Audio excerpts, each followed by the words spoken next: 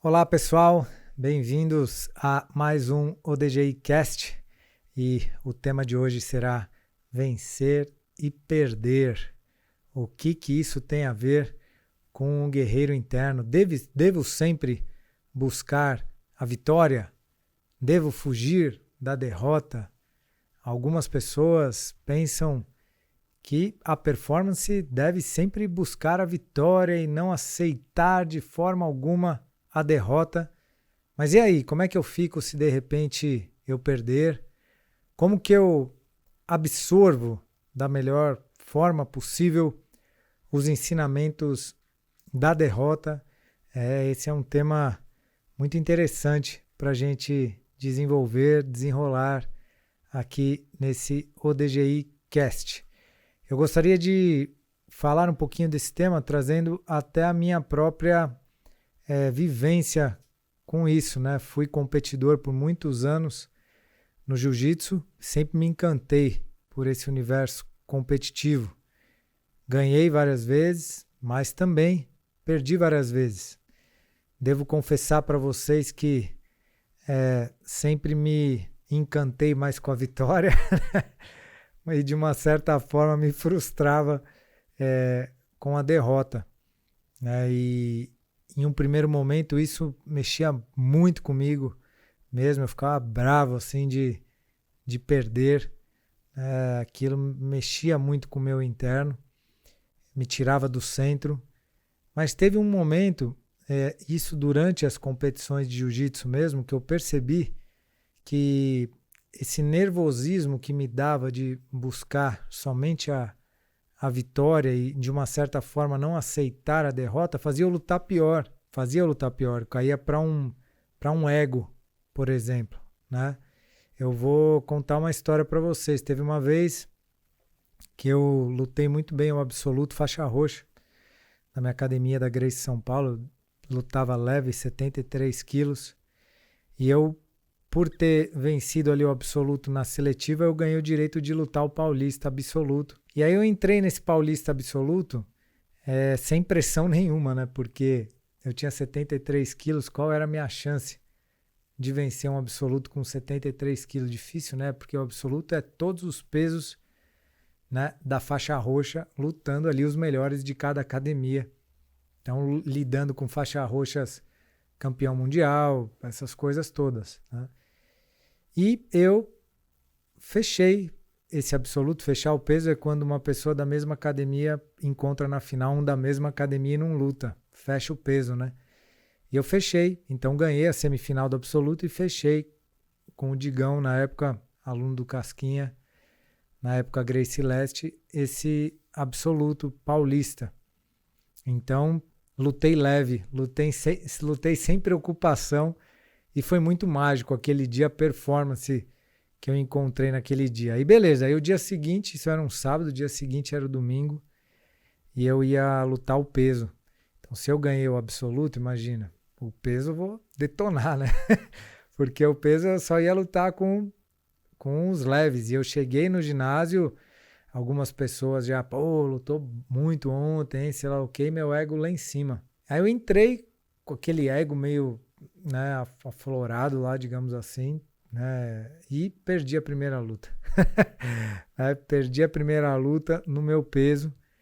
É claro, mérito também do adversário, mas foi um grande aprendizado para mim, de humildade também ali, e muitos aprendizados, assim, porque eu refleti muito sobre a minha forma de entrar, minha prepotência, né, enfim, e isso me ajudou muito depois nas minhas reflexões, né, e nos próximos campeonatos que eu competi, né, no meu desenvolvimento, como pessoa e como lutador de jiu-jitsu na época, né? Então, tem uma outra história que é legal para ilustrar isso, que eu li, ouvi já dizer, mas eu não estava ali, não é minha época, então aí eu já não consigo dizer por experiência que foi ou não foi, mas de qualquer forma é interessante para reflexão, que foram contemporâneos, né, da mesma época, esses budokas japoneses que mudaram basicamente toda a história da arte marcial.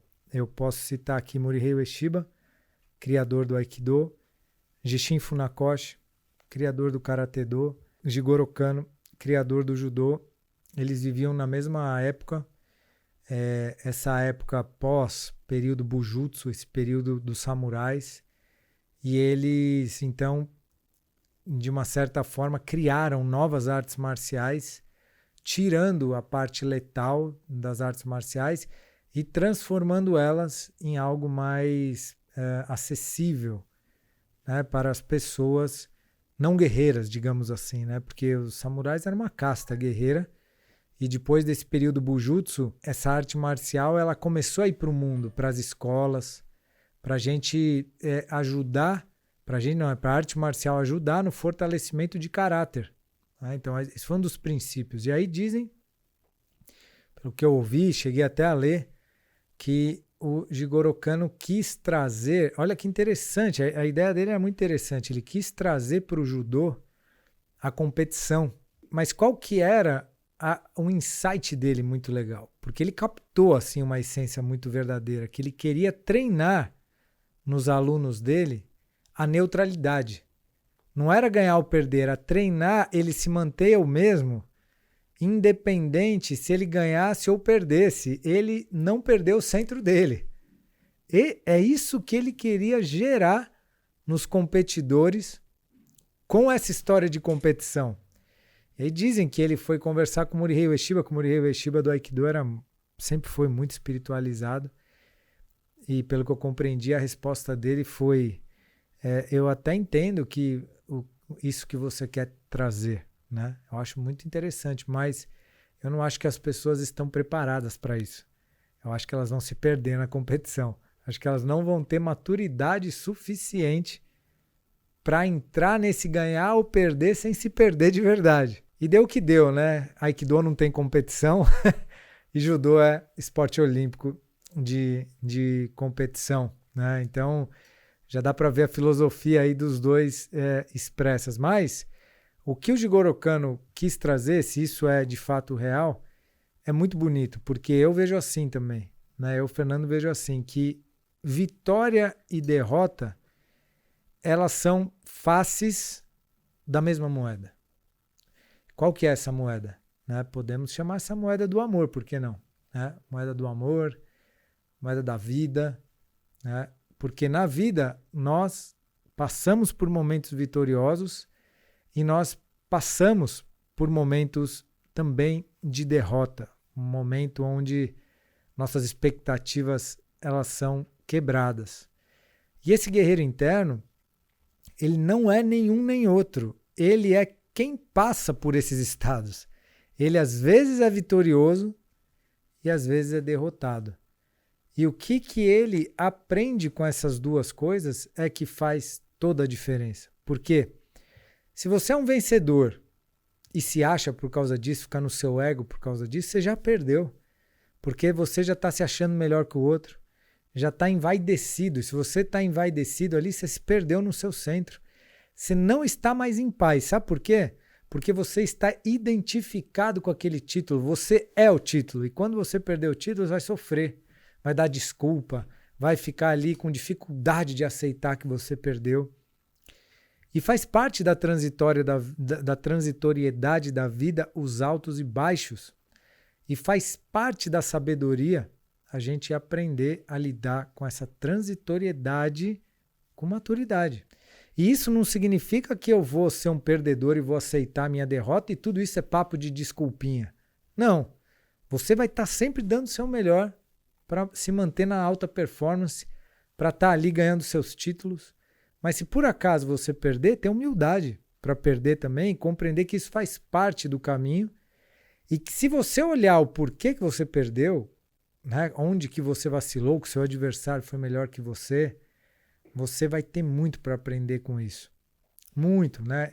Mas isso só é possível com humildade. No caso da minha vida pessoal, eu estava numa boa fase de jiu-jitsu, tinha acabado de pegar marrom e tive uma depressão, né? E eu estava numa fase boa de competição. Então, as medalhas em si, elas não me nutriram mais. Esses títulos, essas vitórias, digamos assim, elas não me nutriram mais. Tanto que eu tive depressão. um vazio, mesmo ganhando títulos. Na época ali eu não compreendi muito, mas depois eu entendi, com autoconhecimento, que aquelas medalhas de fora para dentro, o externo, o título ganhado de fora para dentro, o carro que você compra, o apartamento que você compra, tudo isso que vem de fora para dentro para atestar o nosso lugar no mundo, digamos assim, é falso ainda. Porque se dentro a gente não encontrou esse lugar, a gente pode ter castelo e vamos se sentir vazio. Nós vamos nos sentir, então, perdedores para a gente mesmo, para a vida, porque você fala, poxa, eu tenho um carro, tenho um apartamento legal, tenho tudo isso aí, continuo triste? O que está acontecendo? Então chega uma hora que a gente percebe que não é de fora para dentro que vem esses atestados de que você é bom. Não é um diploma que te dá um atestado de que você é bom. Não é isso. É você com você mesmo na sua autoconfiança. Você tem que conquistar isso. E para isso você precisa se observar. Você precisa trabalhar o autoconhecimento. Você precisa entrar em um acordo com a sua história, com você mesmo e entrar em paz. Né? Encontrar uma paz dentro do seu coração. E aí sim, essa é a verdadeira vitória. Usando aqui uma frase do Morihei Ueshiba do Aikido, né? A verdadeira vitória é aquela em cima do espírito de discórdia dentro de nós mesmos. Então, quando a gente vence esse espírito de discórdia, nós nos tornamos o verdadeiro vencedor. Porque nós paramos de brigar, nós paramos de ir contra, né? Contra alguma coisa. É o que eu falo até no ODGI. Quem sabe a grande virtude, né, da presença e o respeito, que é a última que a gente trabalha, elas trazem algo em comum, que é o não julgamento. A presença traz isso através da neutralidade, não julgar. E o respeito é não julgamento por si só. Quando eu não julgo, eu não tenho discórdia. E não significa que eu concordo, mas eu posso não concordar respeitando. Eu posso falar assim, não concordo com o Anselmo aqui, estou vendo o Anselmo no estúdio aqui.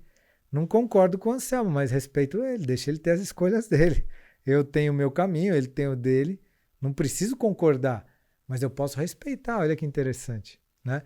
E nesse ponto que eu não vou contra o outro, eu permaneço no meu centro, eu venci o espírito de discórdia. E eu permaneci em paz. Mesmo vendo o outro fazendo uma coisa que eu às vezes não concordo. Mas eu permaneci no meu centro. E essa é a verdadeira vitória, permanecer no centro.